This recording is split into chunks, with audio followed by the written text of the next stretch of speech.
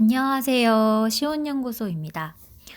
시온연구소 오늘 영상은요. 디자인 띵킹 5개 단계 중에서 첫 번째 단계인 공감하기 단계에 대해서 이것을 수업으로 풀어내시는 분과 그리고 또 퍼실리테이터로서 풀어내시는 분들께 좀 도움이 될 만한 몇 가지 팁에 대해서 이야기 나눠보도록 하겠습니다.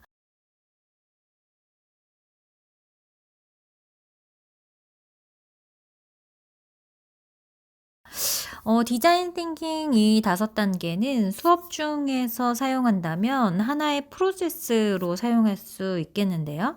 그 프로세스라고 한다면 우리가 수업 학습 지도안을 만들 때 도입부가 있고 전개부가 있고 이렇게 마무리부가 있잖아요. 그래서 보통 이 3단계로 나누어서 그 안에 활동을 이제 집어넣을 텐데 적용하실 텐데 이 디자인 띵킹 5단계를 이용하면 도입, 전개, 마무리에서 조금 더 세분화된 프로세스를 학생들에게 전달할 수 있습니다.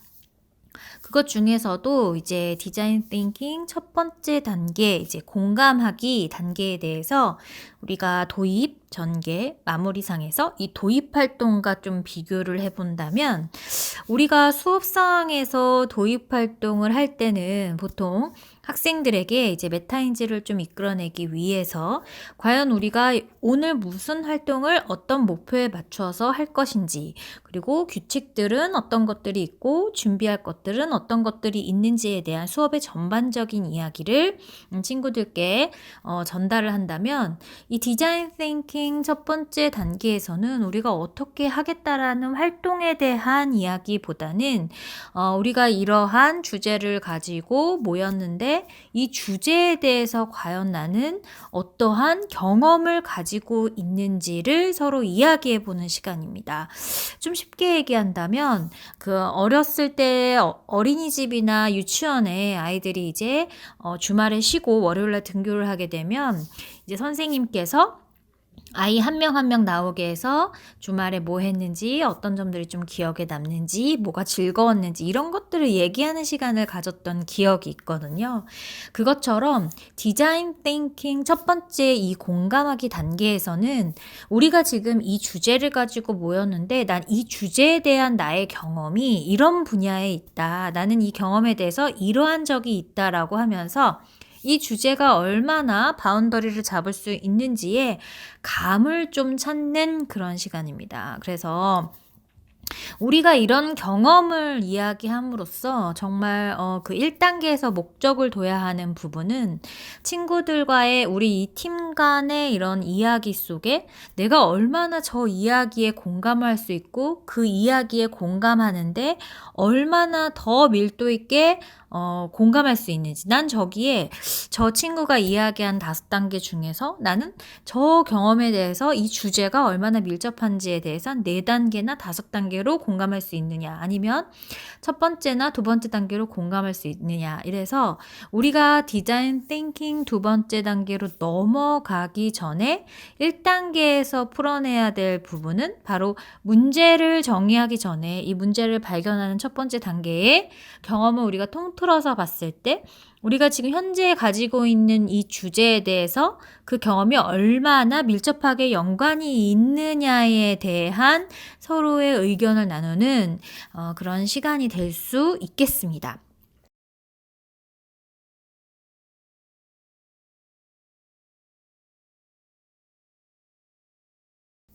그렇다면 퍼실리테이터로서 첫 번째 디자인 띵킹 첫 번째 단계를 이루기 위해서 과연 퍼실리테이터는 어떤 준비를 해야 하는가? 이 퍼실리테이터가 이 디자인 띵킹 첫 번째 단계를 운영한다라는 거는 이미 문제에 어느 정도의 어떤 상황이 벌어진 상황이 있을 것이고, 그 벌어진 상황에 대해서 우리가 지금 앞으로 회의라는 것을 해야 되는데, 그렇더라면 우리는 이 문제 상황에 대해서 평상시에 가지고 있었던 생각이나 아니면 정보, 아니면 경험 이런 것들을 어떤 것들을 가지고 있는지에 대해서 서로 이야기하는 시간입니다. 그래서 사실 수업 시간에는 디자인 띵킹 5단계를 활용한다면 이 첫 번째 단계보다는 세 번째, 네 번째, 다섯 번째 단계에 조금 더 주안점을 두고 이야기를 좀 진행을 한다면 이 퍼실리테이터 역할을 하는 사람으로서 디자인 띵킹 5단계를 본다면 이 첫 번째 단계에서 단추가 잘 끼워져야 끝까지 그 어떤 문제를 해결하기 위한 아이디어가 어디로 벗어나지 않고 모아질 수 있는 그런 어떤 출발점이 된다라고 볼 수 있습니다.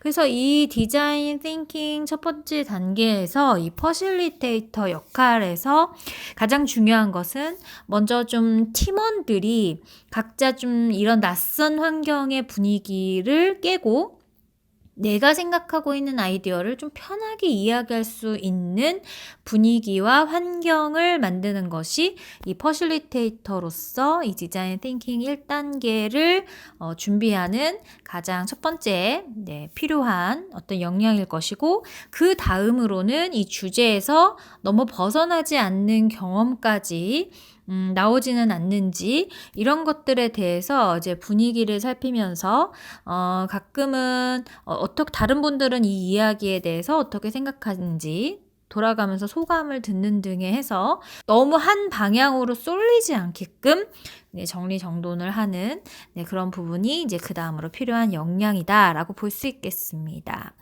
오늘은 여러분들께 디자인 띵킹 1단계에 대해서 수업에서의 어떤 그런 분위기와 그리고 또 퍼실리테이터로서의 어떤 분위기가 어떻게 다를지, 어떤 역량이 준비되어 있어야 할지에 대한 이야기를 간단히 나누어 보았는데요. 다음 시간에도 또 새로운 이야기로 여러분들과 나눠보도록 하겠습니다. 그럼 여러분, 오늘은 여기까지입니다. 다음 시간까지 안녕!